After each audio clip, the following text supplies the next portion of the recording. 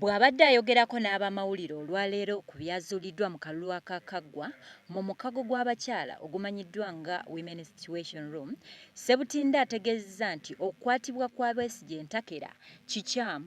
Era tubadde tusaba n'enjogera eyo ey'okuvuma n'amalala eva mu ba winners abagambye nti be basinze nga Ntakera bavuma bannaabwe abaluzize nabyo tebiyambira ddala. Ffe tubadde tubasaba bannaffe bakkakkane on both sides, bakkakkane tufokasinge ku bulungi bwa Bannayuganda n'obulamu bwaffe obugenda mu maaso. Akozesezza akazindaalo ke kamu n'alaga ng'okulonda okwakaggwa bwe kwabaddemu vulugu atayogerekeka omuli okugulirira abalonzi, okubba obululu n'ebirala bingi, era wano waasinzidde okuvumirira ekya gavumenti okuyiwa amagye ku nguudo za Kampala n'agamba nti kino si kyakuleetawo mirembe gya nkomeredde.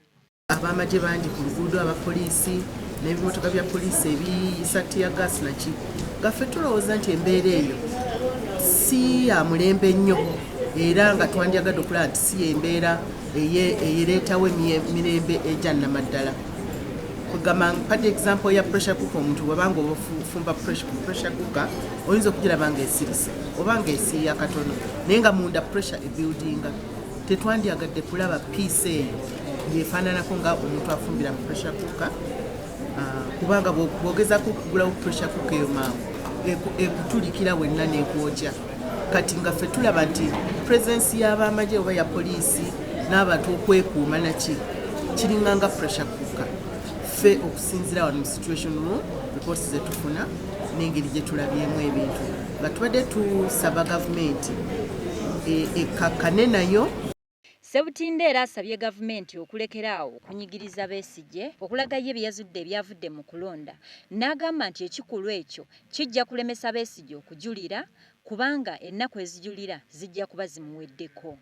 Batwale mu kkooti naye tebajja kusobola kugenda mu kkooti oba kukuŋŋaanya bujulizi bwabwe ng'ate abantu abamu basibe oba babasibidde mu mayumba gaabwe oba babasibidde mu makomera oba ki oba tebabakkiriza ku miitinga n'aba lawyers. Kati omuntu nga amateeka gakuwadde ennaku 10 okugenda mu kkooti kyokka already 2 oba 3 oba 4 ozimaze mu kkomera, ekyo nga ffe tulaba nti ate nakyo kyongera kuleetawo obutali mirembe. Ne pressure cooker eri gye njogeddeko kyemanyi nti Bannayuganda bangi bandyagadde nnyo okulaba obujulizi ki obuvudde mu field ba polling agents bwe balina obulaga nti akalulu tekaali kabwenkanya. Ekintu ekyo tusigadde tetumanyi, tuwulira allegation naye twandyagadde okuwulira obujulizi mu kooti in a public court. Ekyo bimanyi nti Bannayuganda bangi bandyagadde kino.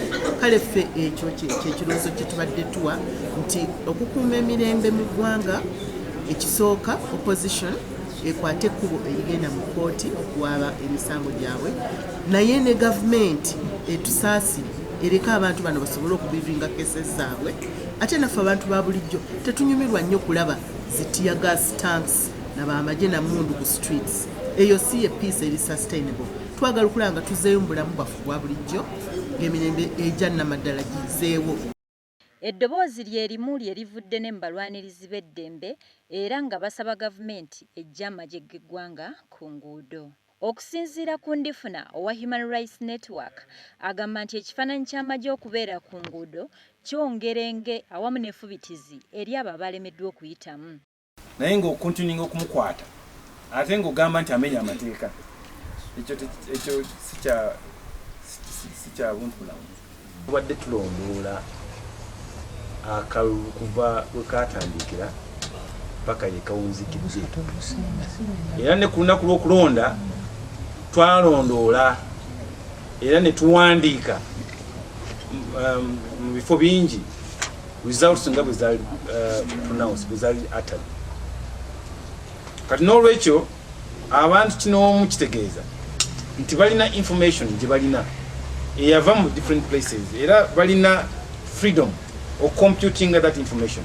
Weewaawo bayinza obutabeera lukusa announcing a candidate, ekyo etteeka kirambika different, naye tewaliwo tteeka libagaana kugattaganya kulaba obululu buyimiridde butya oba n'okwebuuza nga tebwenkana obuvudde mu electoral commission.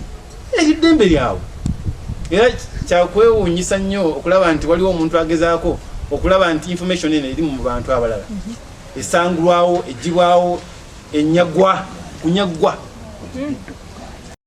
Ndifuna alaze ng'akakiiko k'okulonda bwe kataatuukiriza bisuubizo by'ekeeyama eri bannayuganda gamba ng'okutuusa ebyokulonda mu budde nga bwe kyoyolekera wano mu Kampala.